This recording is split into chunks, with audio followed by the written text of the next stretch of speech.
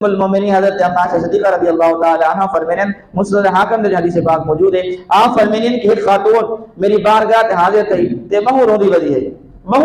ہے رو رو کو برا حال ہے آگے ان کو دسایا کہ میں آقا علیہ الصلوۃ والسلام کو ملنا چاہنیا میں آقا علیہ الصلوۃ والسلام دی بارگاہ آیا تے لیکن آقا علیہ الصلوۃ والسلام دی خبر پہ کو عطا فرماؤ ام المومنین حضرت عائشہ صدیقہ رضی اللہ تعالی فرمایا کہ آقا علیہ الصلوۃ والسلام ان دنیا دو ظاہری پردہ فرما گئے اور سارے درمیان موجود کوئی نہیں تو دسا تو کیوں روندی ودی ہے تو بار بار آدھی روندی بھی ہے تے آدھی بھی کہ میں تباہ تھی گئی میں برباد تھی گئی میرا کھانا خراب تھی گیا میرا ایمان چلا گیا حضرت ام المومنین عائشہ صدیقہ رضی اللہ تعالی نے پوچھا کہ دسال تھی آخر وجہ کیا ہے انہوں نے دسایا کہ اصل گال ہے کہ میرا گھر والا میں تو جدا تھی گئی تے ان کو ملنا دی خاطر میں کیا کہتے ایک خاتون نال میں مشورہ کیتا او خاتون نے میرے کو جڑا مشورہ دیتا او ایو مشورہ دیتا کہ فلاں بابل جڑا کنواں ہے جتا کہ ہاروت ماروت آزمائش ہے اون جگہ تے ان کو گھن گئی اتا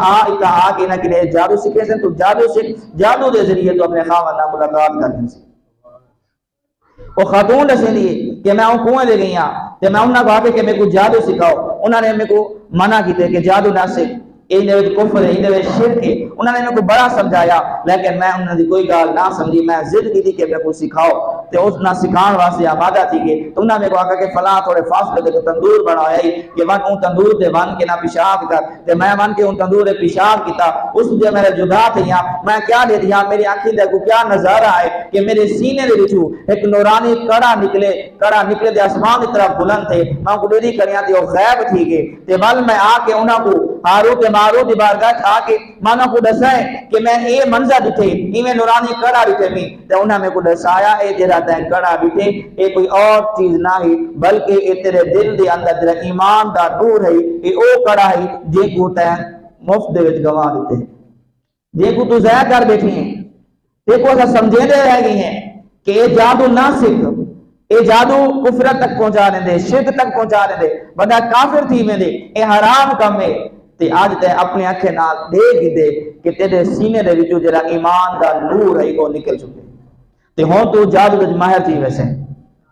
تے یاد رکھو جادو کا نور تک جادو نہیں کامیاب تھی سکدا جے تے نہیں اور ناپاک نہیں رہندا پلید نہیں رہندا اور اے جیاں حرام کام نہیں کریندا او تے وہ کامیاب نہیں تھی سکدا تو ایویں ہی آپ نے فرمایا انہوں نے ہاروت ماروت نے کہ ہون تو جادو وچ ماہر تھی ویسے تو خاتون نے آنکھ اور عائشہ صدیقہ رضی اللہ تعالی عنہ نے بارگاہ عرض پیش کی تھی کہ ہون میں جادو وچ بہو ماہر ہاں اتنی میں جادو وچ ماہر ہاں کہ اگر گندم دا دانا میں تمہارے سامنے زمین سٹا منتر پڑسا ہوں لے تیار تھی ویسی